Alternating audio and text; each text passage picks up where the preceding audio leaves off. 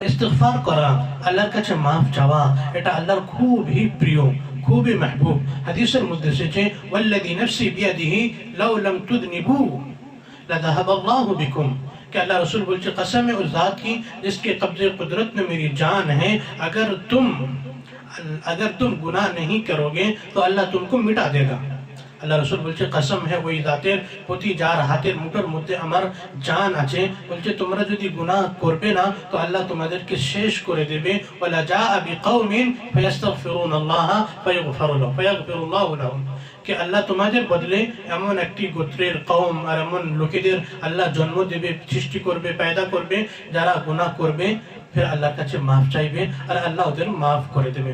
অর্থাৎ মুসলমানের শান যদি গুনাহ হয়ে যায় তো গুনাহ থেকে আল্লাহর কাছে মাফ চেয়ে নেওয়া, এই মাফ চাওয়াটা আল্লাহর খুব প্রিয়, আল্লাহর খুব মেহবুব। এই কারণে হাদিসের মধ্যে একটি কালিমা সাইয়্যিদুল ইস্তিগফার, একটা ইস্তিগফার আছে সমস্ত ইস্তিগফারের সরদার।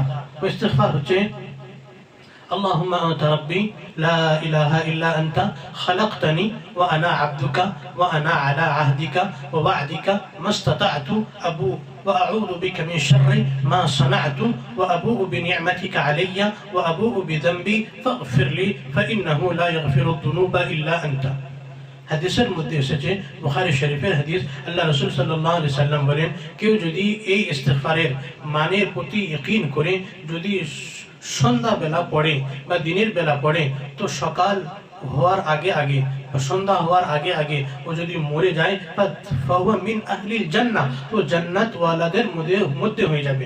অর্থাৎ ওর নাম ঘোষণা করে দেওয়া হবে কি জান্নাতি। كمن قالها من نهار فمات موقنا بها فمات قبل أن يمسي فهو من أهل الجنة।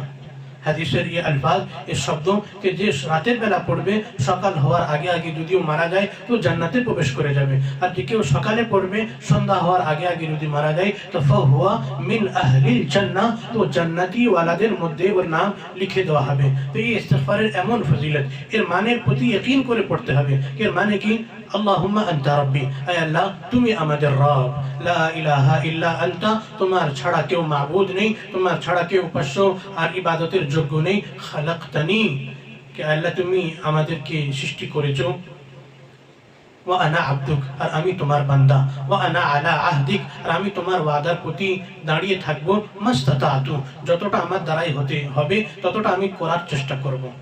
وأعوذ بك من شر ما صنعت আর আমি আমার সমস্ত বুরাই থেকে, খারাপ থেকে আপনার আশ্রয় চাইছি। আবু বিনিয়ামাতিকা আলাইয়া আপনার যত নিয়ামত আমার উপরে আছে